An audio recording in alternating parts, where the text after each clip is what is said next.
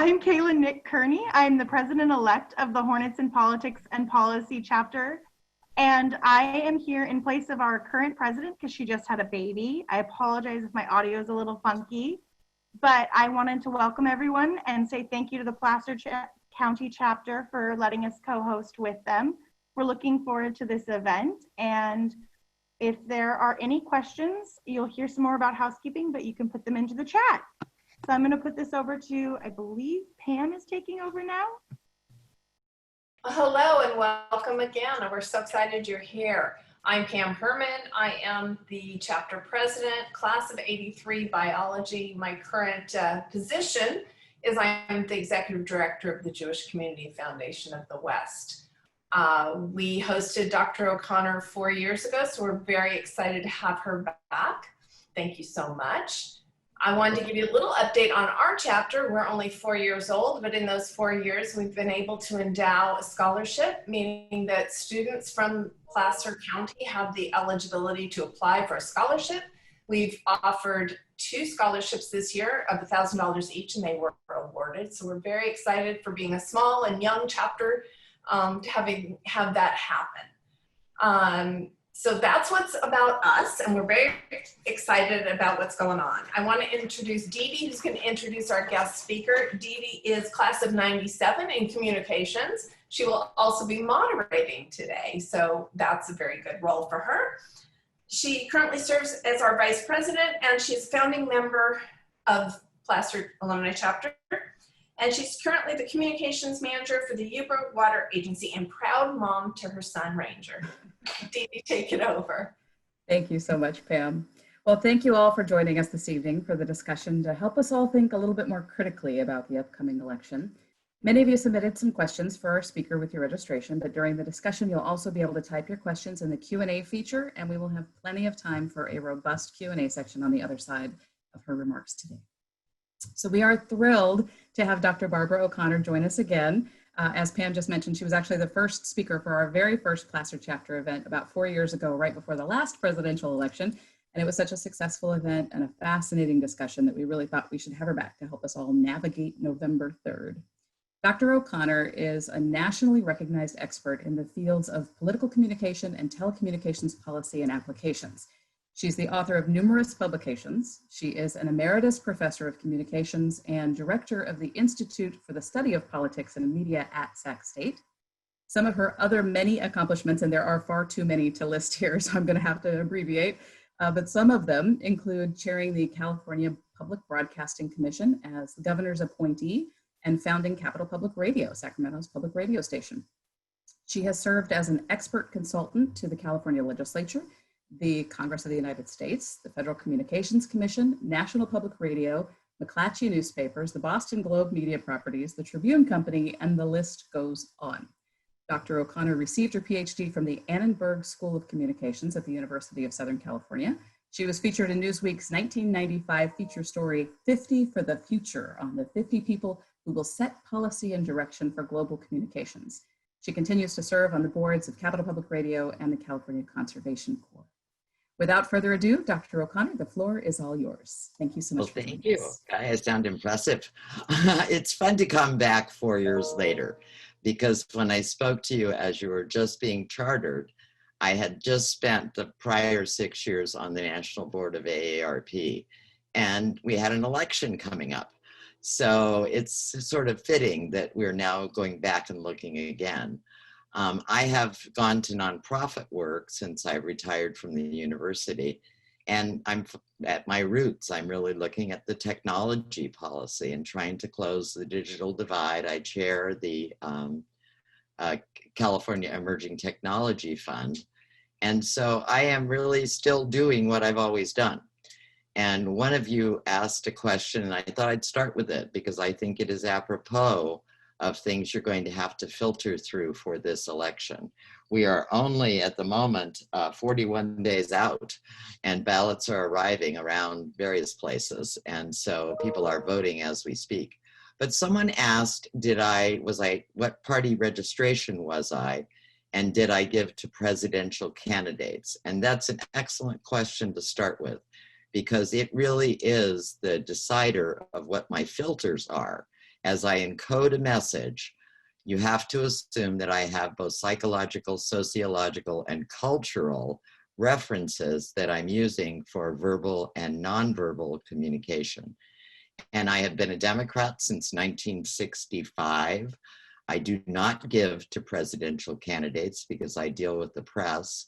I am very conscious of trying to be objective. That was the role I played on the national board of AARP, but I am a registered Democrat and always have been. And they knew it when they took me in.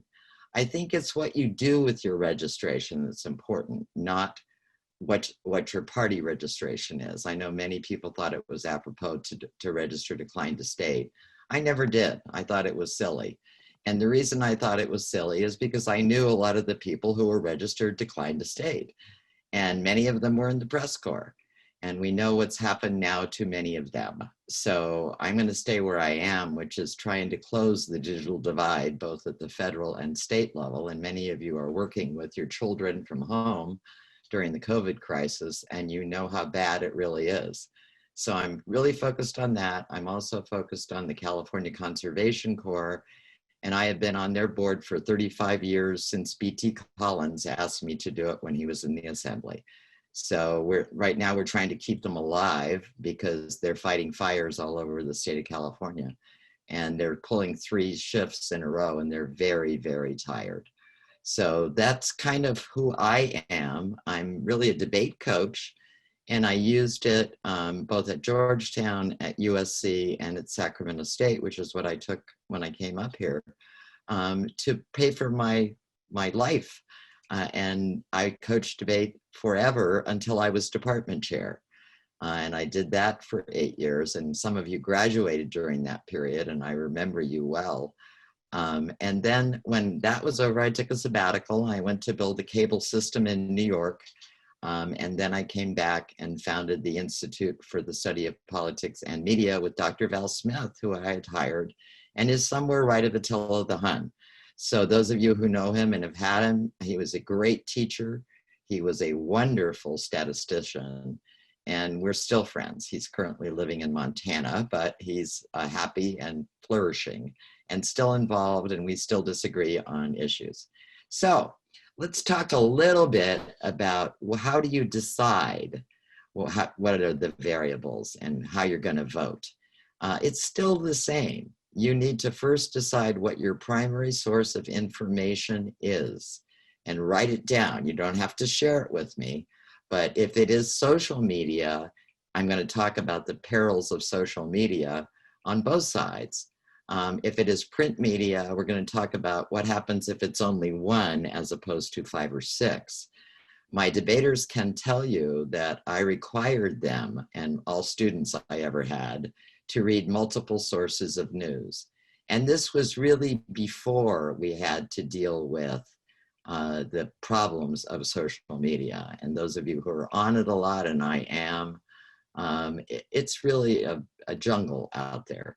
And you can still make sense of it, but the way to make sense of it is to go through sources you trust. And for each of us, that may be different, but have multiple sources, because often the sources you trust are not what they used to be. And that's certainly true of McClatchy. I post them every day. I post the Post on my social media.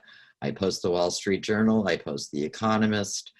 I try to get multiple sources of news that I trust. And that requires me to spend a lot of time reading them and vetting them and putting them through Snopes. And occasionally even I get caught. You know, someone will send me a note saying, this is not true. And I try hard never to do that. But we are, as I said, 47 days away. Early voting is beginning. And the thing that really I think we have to think about are what are the variables that could impact the election. And there are many. There are really many. One of the things we have to look at is what are the things that people will decide the election on? Because that's really what's important to each of us. I think they'll look at whether or not they're allowed to vote and the whole morass around voting and absentee voting, and can the post office handle voting. Those are all things that we know exist. And we have to spend time thinking about those as we make our own decisions. It is comforting to me that voter registration in California is higher than it has ever been since 1960. And that is the case in many states. And that's bipartisan. That is not a partisan group. So that's a comforting thought that people care enough to vote. And they do it in spite of the fact that they are bombarded with messages that they know not to be true. The other thing I think we all care about deeply and are sorting through in our own minds is what impact is the handling of the virus having on the population. You know, we look at the news, I look at the news, I listen to the governor, I try to help the governor, and I would help whoever. I wrote an op-ed in the Chronicle last week with John Chang, and John's the co-chair of the California Forward group. And we were talking about how important it is not to waste a good pandemic, that we really need to close the digital divide. And so that's what I'm focused on. We're focused on getting mutual aid agreements in to fight fires. So those are the things that I'm sorting in my mind. And then I'm looking at what is truth and what is not about polling. And so to predict the election right now would be foolish. And anyone who's doing a lot of reading knows that things could radically change because of the nature of the voting systems that are in place. And that we will, one thing is certain, we will not know the night of the election who won. And so prepare yourself for that.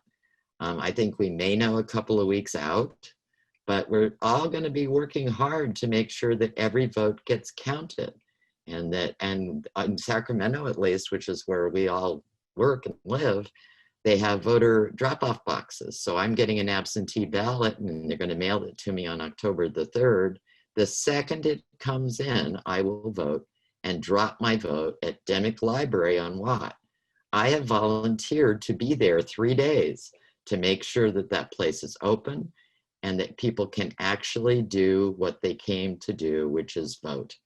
And that the registrar of voters, it picks up the ballots every night, takes them back and counts them. My prediction is it may take us several weeks around the country to do that. And that is not even laying bare the whole notion of the Electoral College. I read something today in The Economist that said we may have another Electoral College tie, which we had, of course, with the Gore case that went to the Supreme Court. And, you know, that would be horrible. We may have it, so deal with it. But the way that I want you to think about things is what's important to you. And that's really what you decode information through. I grew up, for instance, as a military brat in West Texas, and I was always surrounded by a CIA father and a Republican mother. So not until I got to UCLA and had Angela Davis for freshman philosophy did I change my worldview. I still have that kind of moderate get along Texas mentality, and that's never changed. Despite the fact that I, worked in DC a lot over the years. But I think each of you has those things, and we call them traits, and they're psychological, sociological, and cultural.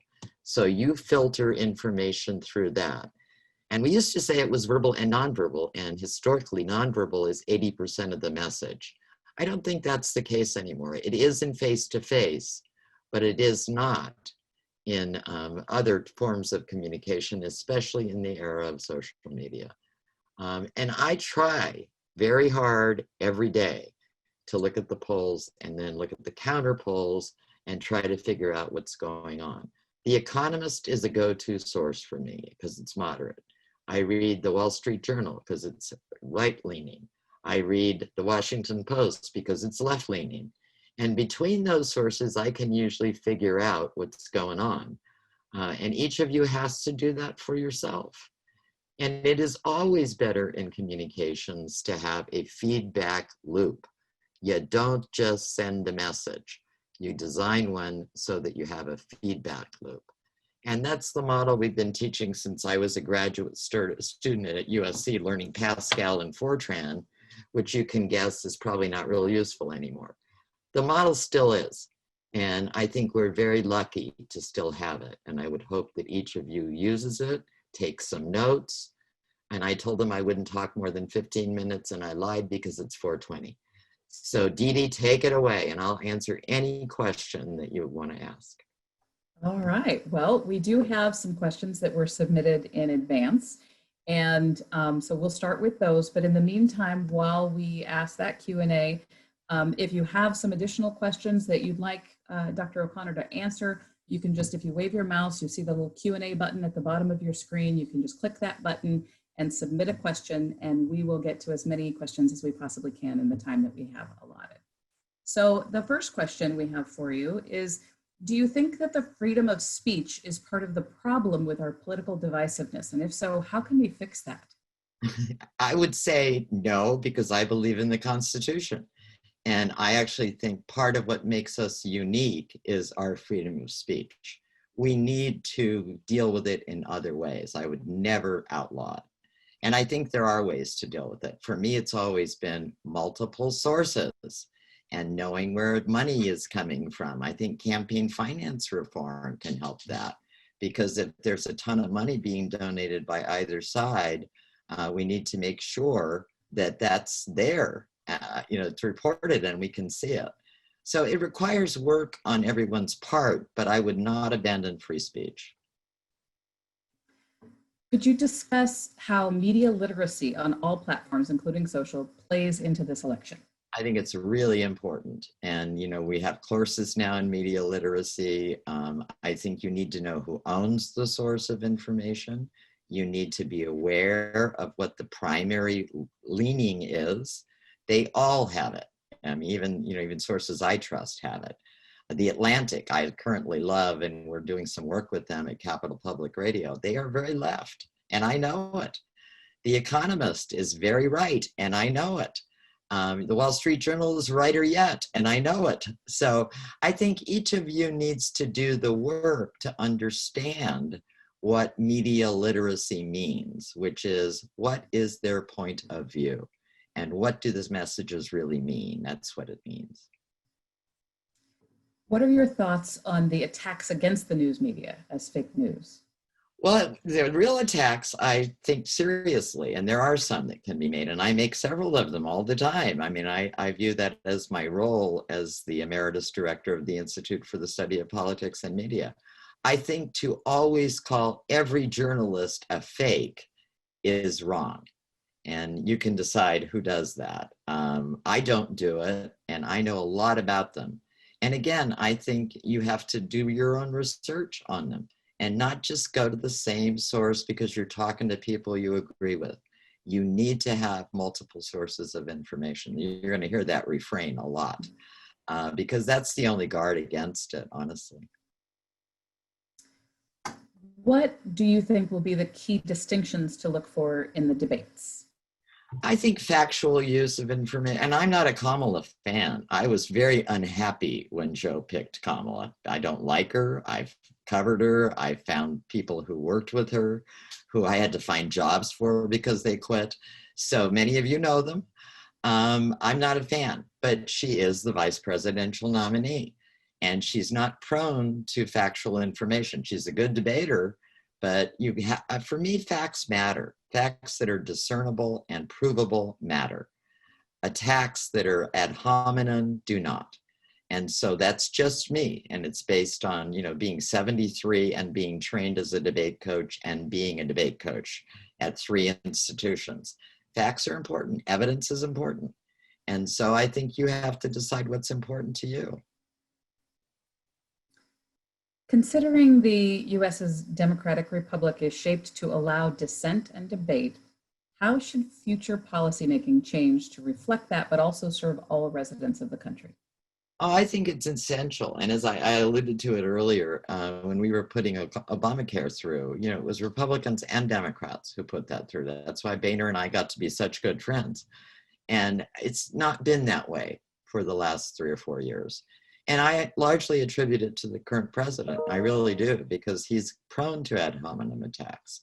And I look at the attorney general and he shifts his roles, and that scares me a little bit. I believe in the Constitution, and I think everyone else has dealt with it fairly.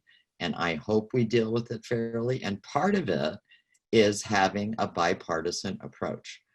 I think that's what guarantees a bipartisan approach, honestly. And we need it.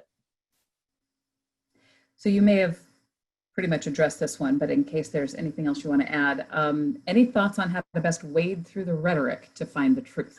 Well, you have to work. That's what media literacy is all about. It's very easy to get up every morning and just read the Bee online. But you need to know that the Bee's current owners are now the same people that own the National Enquirer. And that is something you need to worry a little bit about. I'm worried about it.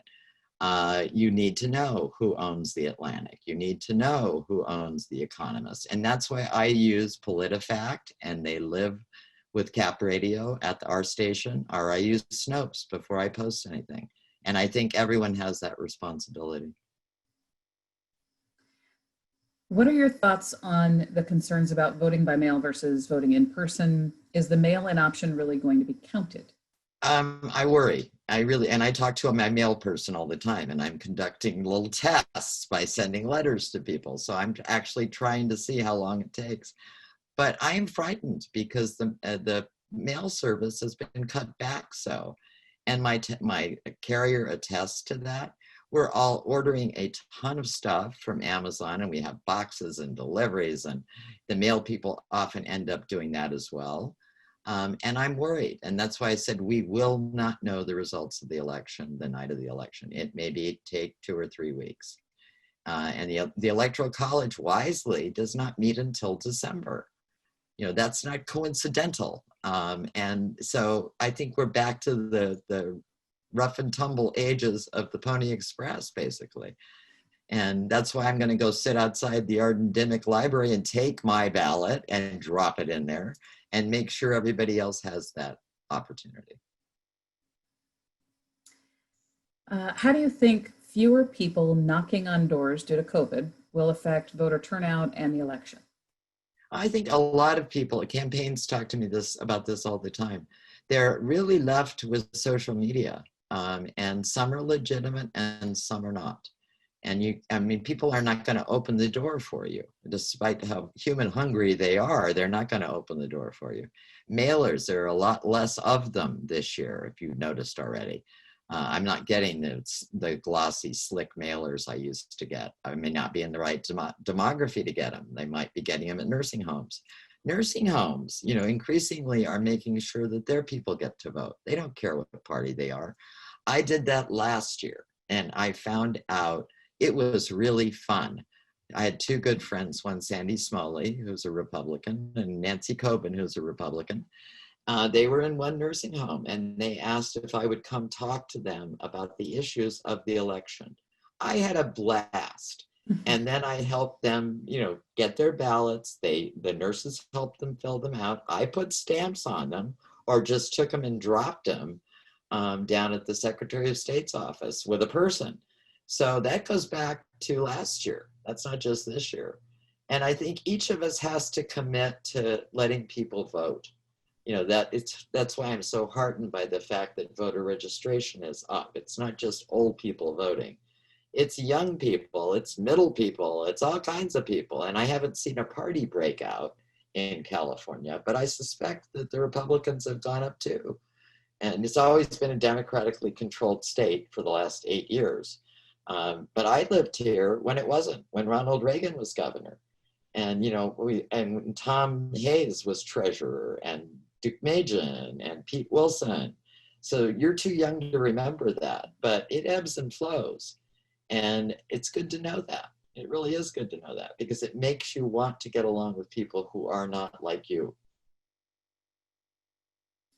Well, you're talking about nursing homes leads beautifully into the next question that I'm hoping you have some intel on. It's what are the most updated facts about Social Security and Medicare?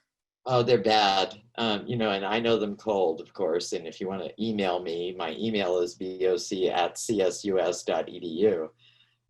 ARP is very worried, and that's my frame of reference because it's bipartisan, and that's why we put Obamacare through. And Social Security is not funded to necessarily goes on, and we need to put money into it no matter who's president. And the president talking about the fact that he wants to gut Social Security and Medicare is never very comforting to people. He cannot, Congress has to allow that to happen. He can't do it by fiat.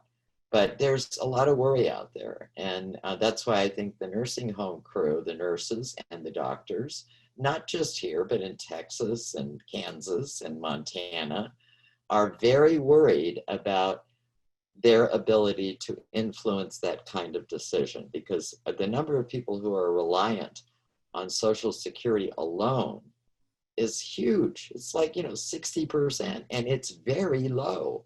It's not a large amount of money. And Medicare, and states have made commitments to Medi-Cal, in California's case, is not growing. And we probably need to have it grow, or put in, like Stockton has done, a payment that people can spend accordingly. I think that's socialism, but that's what they've done down there, and they're watching it and studying it. And the mayor has argued that. He's come to the Truman Club and talked to us about it. I don't have all the answers. I know that we all need to spend time thinking about what's important to us. And to me, Medicare and Social Security is very important. And it's not, people pay into it. It is not an entitlement program. You've paid into it all your life. And I fortunately was quixotic. When I came to Sac State, it was optional. And I remember signing the paperwork to the personnel people when I came and took the job. And I said, oh, I'll pay into it. I paid into it at USC. And so I coincidentally had both Medicare and CalPERS. Well, I'm real delighted I had both Medicare and CalPERS, but that was as quixotic as it could be in 1972. So this is not a new problem. It is a problem that I think we all have to deal with at some point.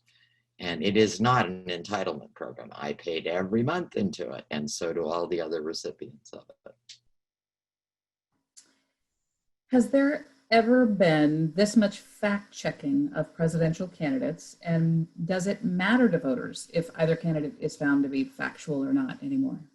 The answer is no, and part of the reason is because the media, as they are known, the big media, are arguing that our current president lies through his teeth. Some are accurate, some are not.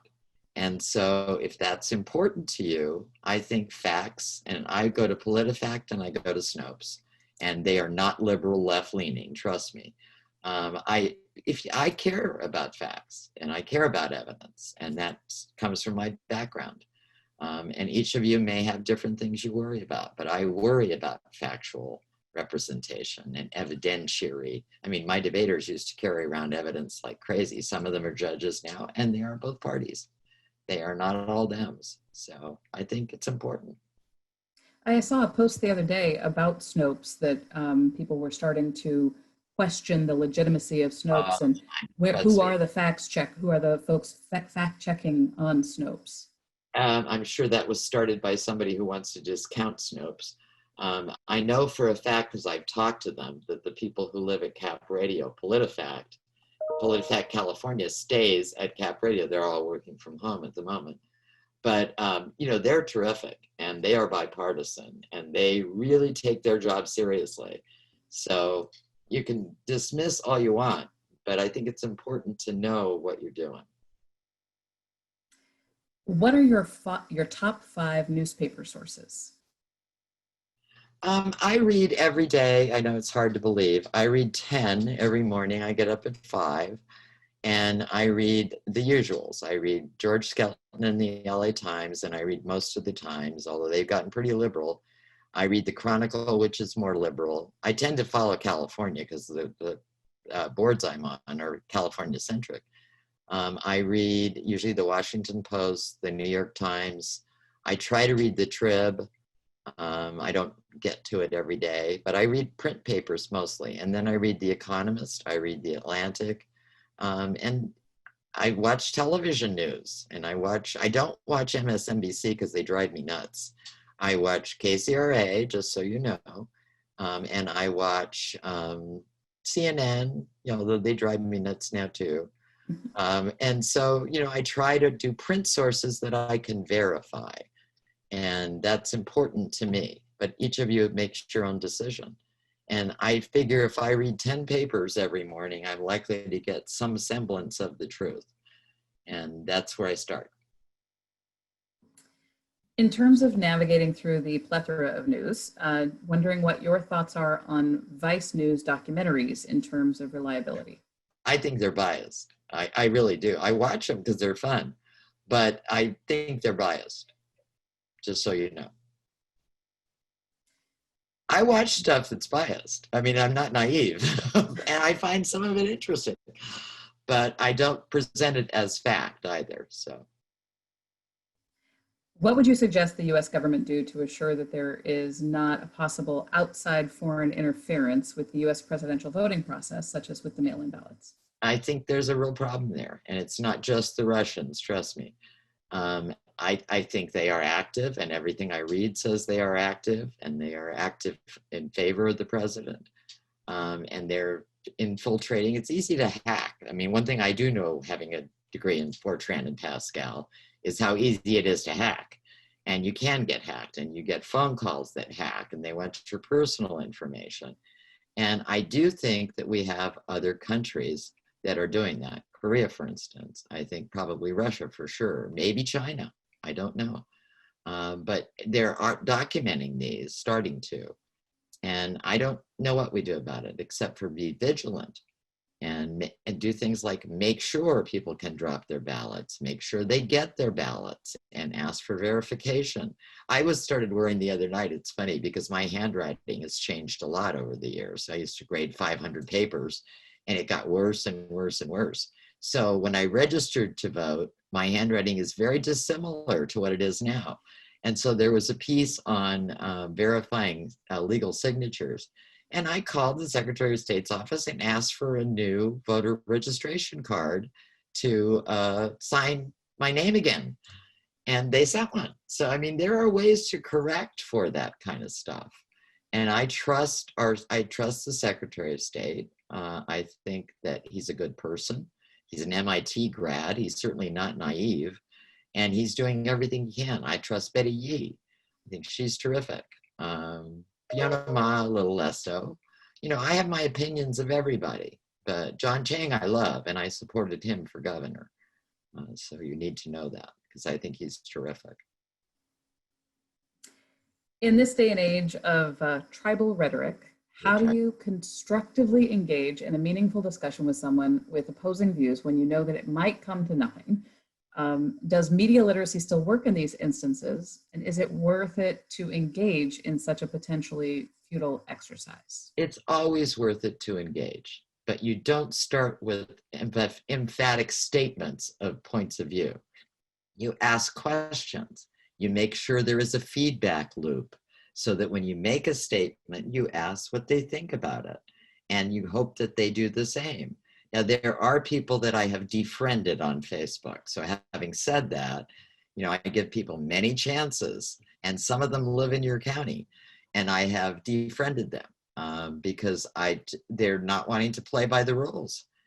And that's important to me. So I have conversations all the time. I talk to Val Smith regularly, and we couldn't be more different. As I said, I used to sit next to Tom McClintock, and we got along just fine. Because we would have conversations about things we could talk about.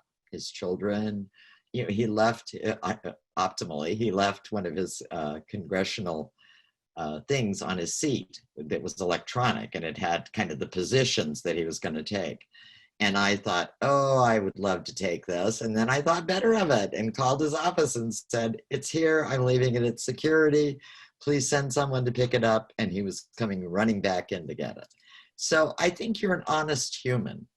And when you're intellectually honest and you try hard to use the model of communications with its feedback loops and awareness that you too have filters, then we're going to be better off again, because that's the way it used to be.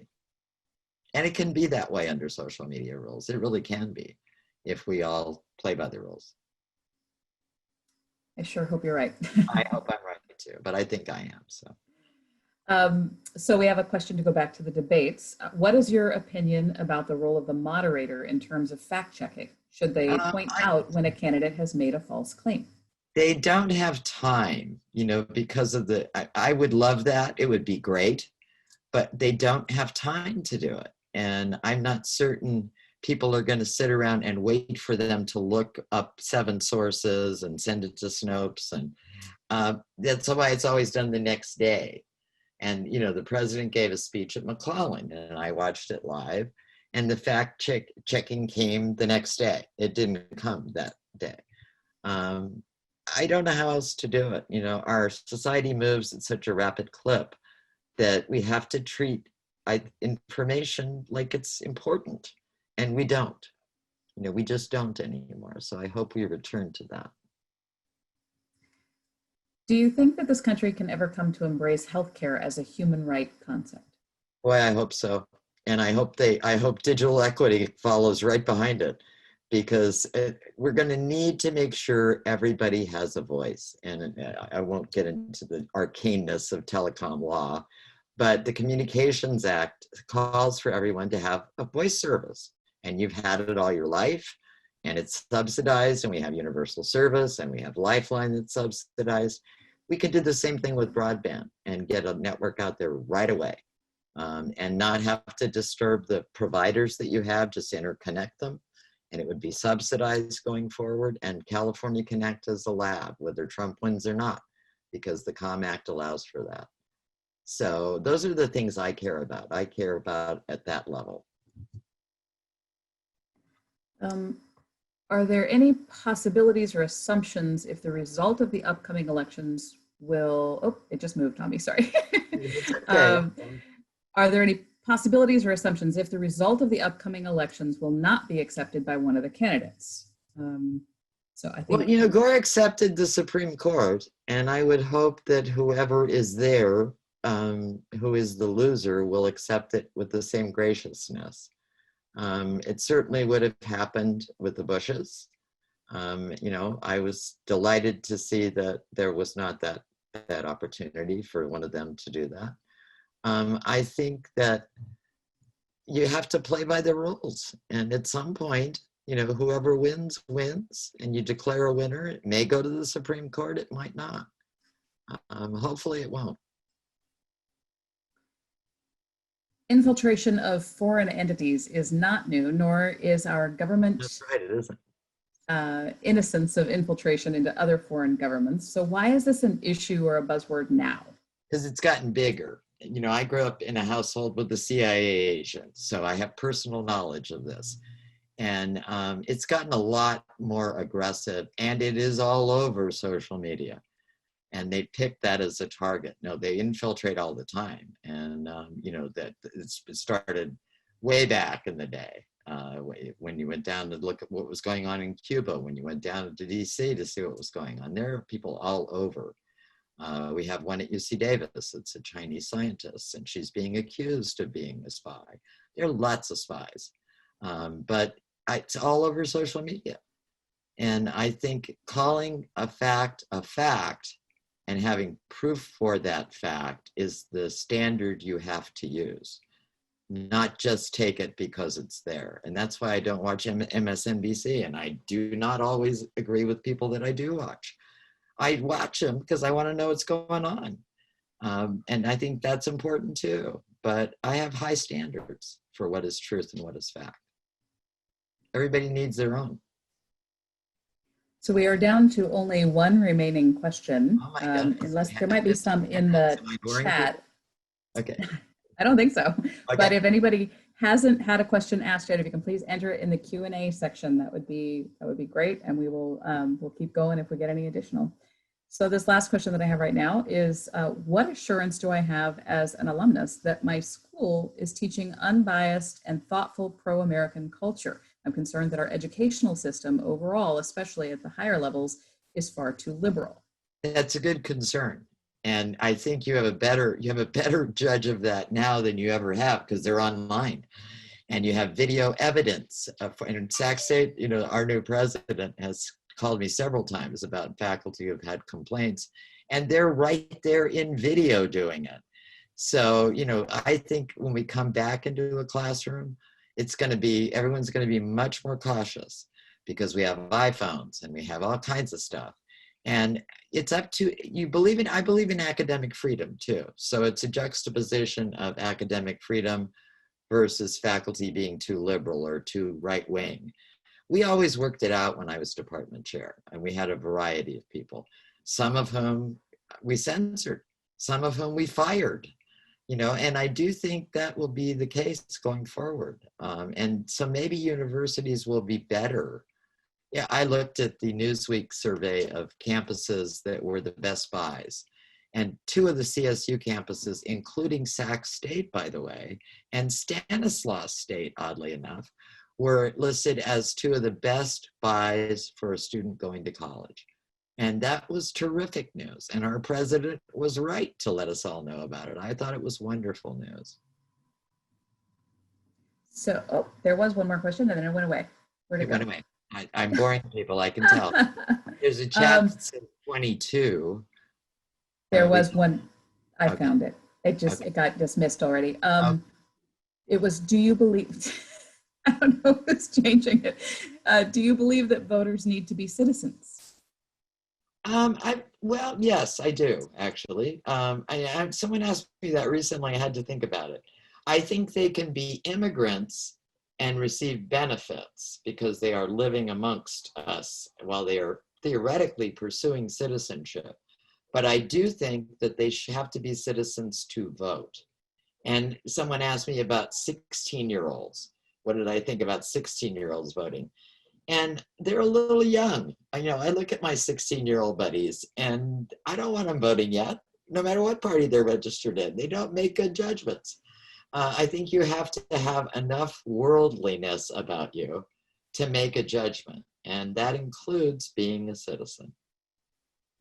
I have to question if I was really worthy Ready. of voting until I was like 30. Yeah, well, So- no, I registered when I was 17 and a half.